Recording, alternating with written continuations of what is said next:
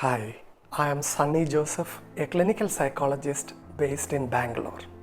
Over the last few months, we've been going through some strange circumstances, and one of the biggest challenges that our children are forced to deal with is an unusual amount of screen time they are exposed to.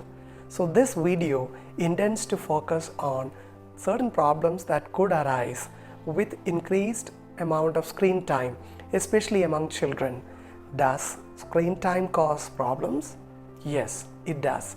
This talk is based on whatever I have learned as a clinical psychologist from those teenagers who have consulted me for certain emotional and behavioral problems, mostly because of their excessive use of screens.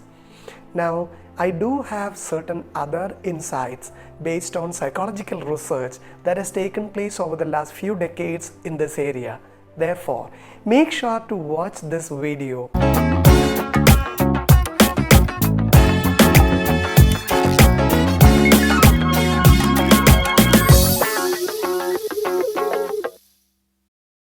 So, what is screen time?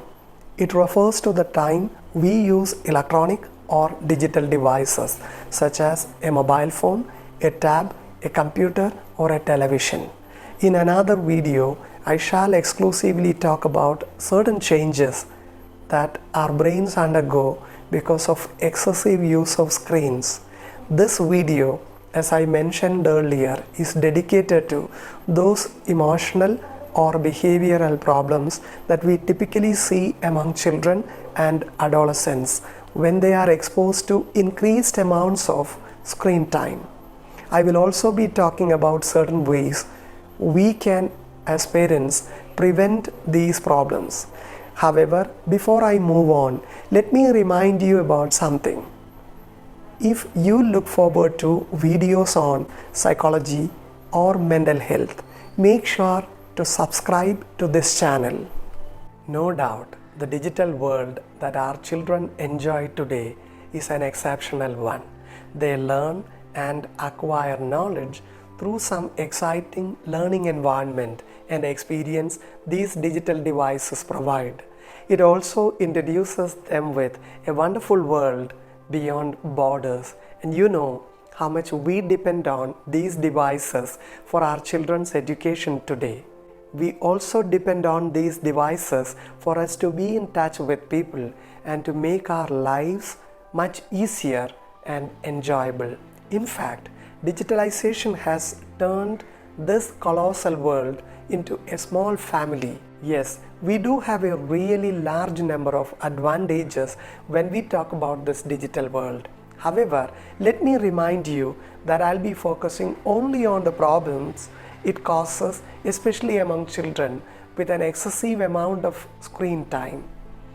It's contradictory that we are using the same digital platform to discuss the problems it causes. Psychological characteristics of our growing children, coupled with the digital world that is so shimmering and magical, create certain dangers. Therefore, the first thing that we need to do is to identify the kind of psychological makeup our children carry. As we have crossed their age and have seen them growing up so far, it is not very difficult if we observe to understand the way they think and the way they act. For example, as they are trying to create an identity on their own, they have a lot of questions in their minds. Who am I? Who should I become? What impression do I create among people? Who should be my friends? And it is as they are trying to find answers to these questions, a lot of information comes onto their fingertips through screen time. Secondly, this is the time they try to establish relationships on their own. So they reach out to people outside the family for friendship and other relationships. They come across a really large number of people on internet, especially through social media, and it is not necessary that we come to know who do they reach out to, who do they make friends with. Thirdly, they undergo a lot of emotional difficulties. At a time, they are forced to focus on multiple issues. They need to study, they need to establish some good relationships, create an identity for themselves, as well as develop some personal and problem solving skills. They also face bullying, accusations, blaming, and forced to take some instructions from parents, teachers, and other elders. It's possible, put all these things together, they undergo tremendous pressure. Finally, as you know, children are very curious. The more curious they are, the more they seek information. Therefore, nurturing this curiosity is of utmost importance in order to make them lifelong learners. At the same time as they seek information and explore the world around them, it is possible that they find a lot of unwanted information. So, we must pay attention to whatever they reach out to, especially over internet and social media. In this context, according to the UNICEF, 1/3 of the world's internet users are children. Yes, when they are not yet mature enough to differentiate between what is right and wrong. So the question is, what is so wrong with internet? What could be some of the typical problems?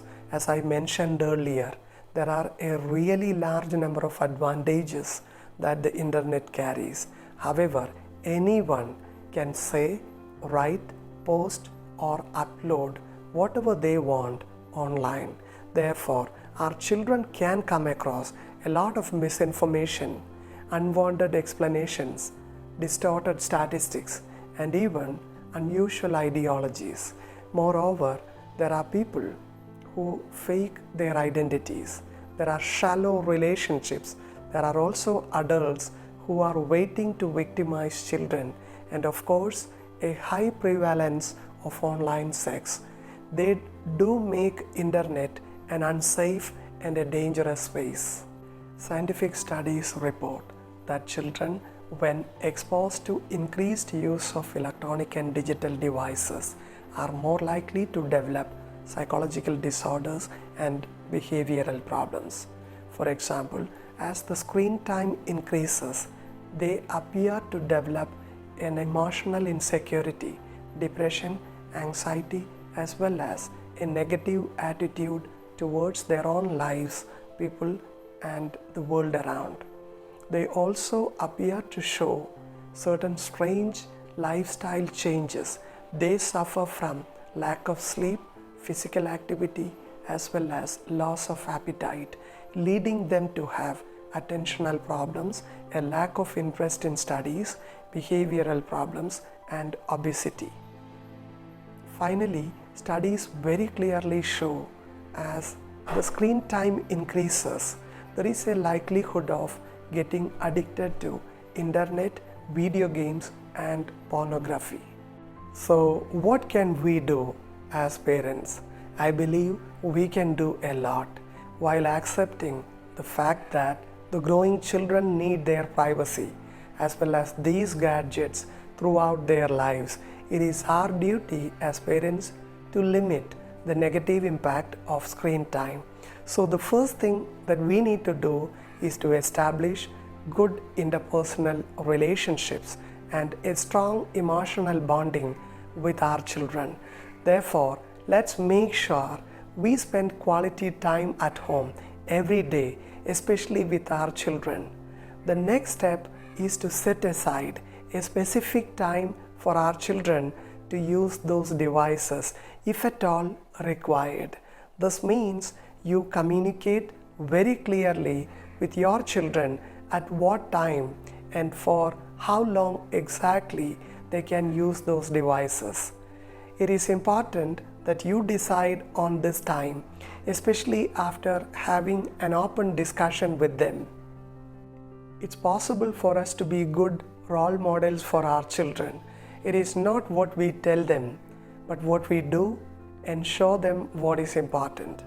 For example, it will not be a good idea that we sit and enjoy with our mobile phones in the same room when they sit and study.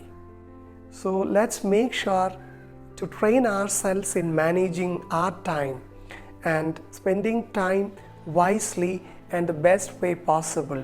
Show your children how good it is to sit and read, go out and play and make friends. Help them to identify certain hobbies and encourage them in certain things that they are interested in doing. Let children do not use a computer or a mobile phone, locking themselves inside a room. At home, the computer needs to be kept in an open space like a hall. If there is no way you can avoid keeping it inside a room, make sure you have the option of entering that room at any time. Keep a track of the mobile phones and the computers your children use. Go through the chat messages, browsing history, as well as the internet usage. Ensure that the browser that you use for internet usage is a popular one and you are familiar with the settings and the parental control measures. If necessary, find out and install some programs or softwares that will help you monitor your child's internet usage. Kindly understand that you can control the content, that is violence, nudity and language, on the mobile phones or computers that your children use with the help of necessary settings. Finally, make sure you engage in open, healthy discussions with your children on these electronic and digital devices. Let there be discussion on the use, misuse, and the dangers that are involved. If required, find out some books and other useful resources on the same topic. As far as I understand, the more you are able to keep your children away from these electronic and digital devices, the better it is. The more number of years they grow up without having a personal device on their own, the better it is. Kindly keep in mind, these devices are not meant to take care of their boredom.